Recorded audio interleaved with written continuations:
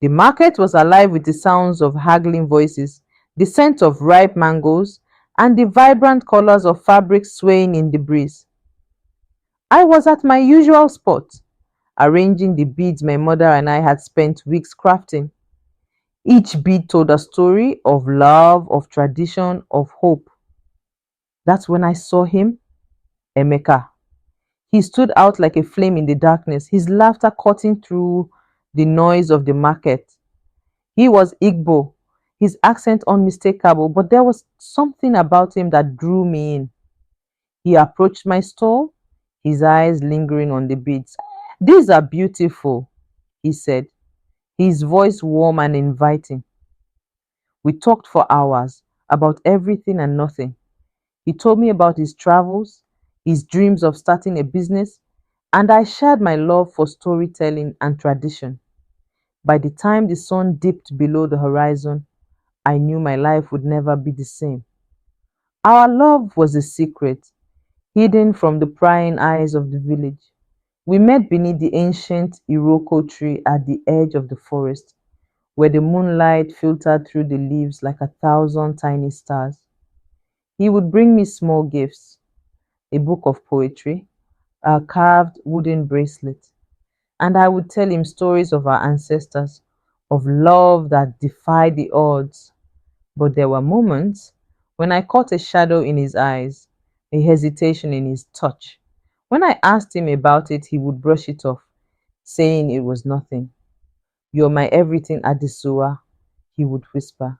And I believed him, but the seed of doubt had been planted, and it grew with every passing day. One evening, as we sat beneath the Iroko tree, I noticed a ring on his finger, a simple gold band that hadn't been there before. My heart skipped a beat. What's this? I asked, trying to keep my voice steady. He hesitated, his eyes avoiding mine. It's nothing, he said, but the way he said it made my stomach churn. Emeka, tell me the truth, I pleaded. He sighed, running a hand through his hair. It's from my village, he admitted. A promise I made a long time ago. My heart sank. A promise to whom? I asked, though I already knew the answer. To my wife, he said softly. The world seemed to tilt beneath me. You're married? I whispered, my voice breaking. He reached for me, but I pulled away. It's not what you think, he said desperately. I haven't seen her in years. It's over between us. But the damage was done. The man I loved had been lying to me all along. I couldn't let it go. I needed to see for myself, to know the truth. So, I made the journey to his village, my heart pounding with every step. When I arrived, I saw her, his wife.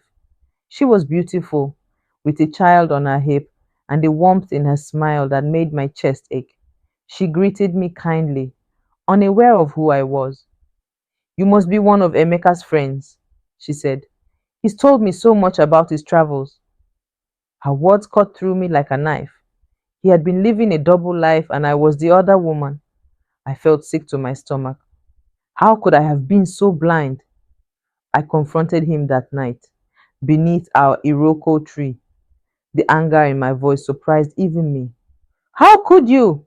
I screamed.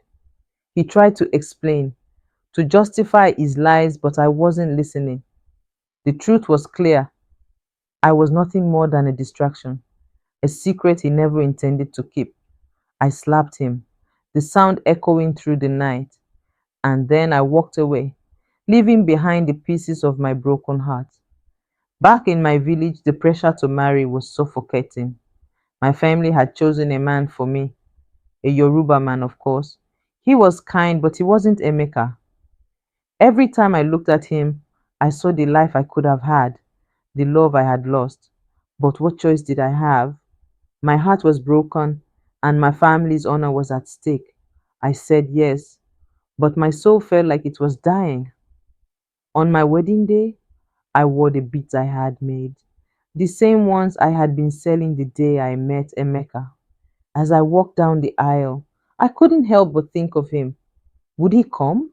Would he stop me? But he didn't. And as I said my vows, I felt a part of myself slip away, buried beneath the weight of tradition and duty. Years later, I saw him again. He was older with streaks of gray in his hair.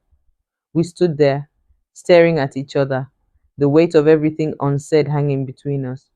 I'm sorry, he whispered. And for the first time, I believed him. But it was too late. Too much had been lost, too much had been broken. I nodded, tears in my eyes, and walked away. This time, for good. Life went on, as it always does. I learned to love again, not with the same fiery passion, but with a quiet, steady warmth. My children became my joy, and my husband my rock. But sometimes, on quiet nights, I still think of Emeka, not with anger, but with a bittersweet take. He was my forbidden flame, a love that burned too brightly to last, and though it ended in betrayal, it taught me the strength of my own heart. Love is a strange thing. It can lift you to the highest heights and drop you to the lowest lows. But even in the pain, there is beauty. For it is through love that we learn who we are and what we are capable of. And though my story is one of betrayal, it is also one of resilience. Because in the end, I survived and I thrived.